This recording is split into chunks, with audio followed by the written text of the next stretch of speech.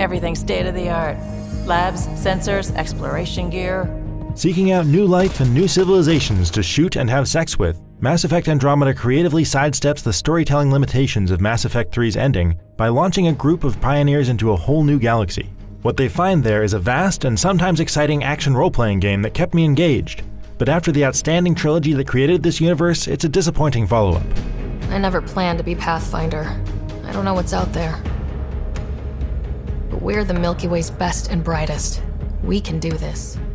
There's an immediate sense of mystery as the human colony ship encounters a massive, world-ruining space anomaly and a hostile new alien race led by a threatening villain. But it's bizarre that BioWare went to the trouble of shipping us 2.5 million light-years away to introduce only 2 new alien races over more than 50 hours of campaign and major side missions, and only 1 local joins your crew. Andromeda also retreads some major plot ideas from the original trilogy, including another long-dead civilization that's left advanced technology lying around. The major worlds you explore are almost all distinct from each other, and most are huge. Granted, the majority of that is empty space and there's a fair amount of repeated structures and enemy encounters populating them, but they often have unique hazards. And tooling around in the Nomad is a little more interesting than simply holding down the gas button, thanks to jump jets and a simple gear shift for going uphill. There's a lot of filler in the form of MMO-style fetch and kill quests, too. Plus, scanning uninhabited planets for resources is as tedious a task as it's been in any of the original trilogy, but at least it's over quickly and the spaceflight scenes between them are gorgeous.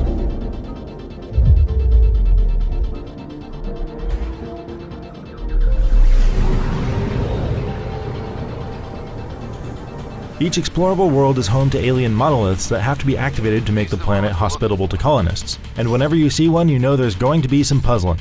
They don't force you to think outside the box, but as someone who enjoys Sudoku number puzzles, I found these to be a nice break from the action. I could do without the jumping puzzles, though. I'm Ryder, the human Pathfinder. Unlike Shepard, who could barely step over an ankle-high obstacle, the new customizable protagonist Ryder is fantastically mobile. Just listen to that supremely satisfying jump jet that vaults you over nearly anything. Combined with the jet dash move, it's easy to get comfortable running out to flank enemies, giving combat a much more energetic pace compared to hunkering down behind cover. I'm still not entirely comfortable with the automatic cover system though.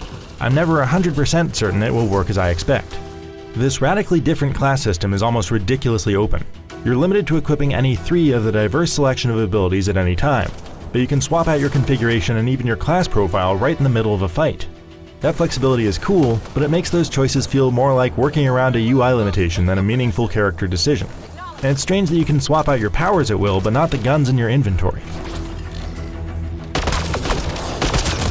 Your crew is a fairly generic band of Mass Effect humans and aliens. There's nothing really wrong with them, and most have deep backstories to dive into, but none struck me as memorable stars like Garrus, Tali, or Mordin.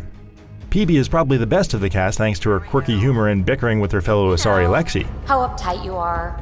I am not uptight. But the rest seem too conflict-free to be all that interesting.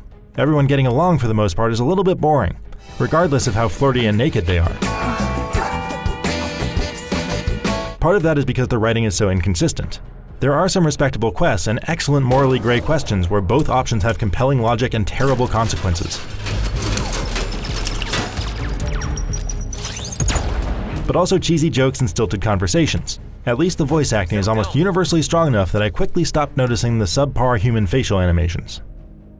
On that note, Mass Effect Andromeda is more than a little rough in the technical sense. On PlayStation 4 and Xbox One, it's prone to major frame rate drops and hitches regardless of what's happening on screen. There's also very noticeable and distracting texture pop-in during conversations. The companions are also a bit disappointing in combat. Your control over them is limited to 2 commands: stand in a place or attack a thing, and you can't pause the action to place them tactically. That's just not enough control to reliably coordinate ability combos, so you're pretty much on your own. You can't equip them with gear either. Mass Effect 3's wave-based co-op multiplayer mode returns, which allows you and 3 teammates to make better use of the power combos to take down enemies and reach objectives quickly.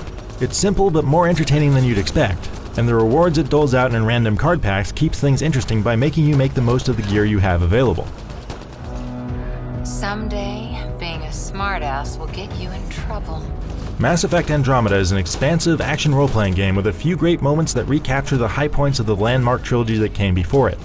And its energetic combat and fantastic sound effects create a potent sci-fi atmosphere. But without consistently strong writing or a breakout star in its cast to carry it through the long hours and empty spaces, disappointments like the lack of new races, no companion customization, and major performance problems and bugs take their toll. For more on Mass Effect Andromeda, check out our graphics comparison, the first hours of gameplay, and the Collector's Edition unboxing.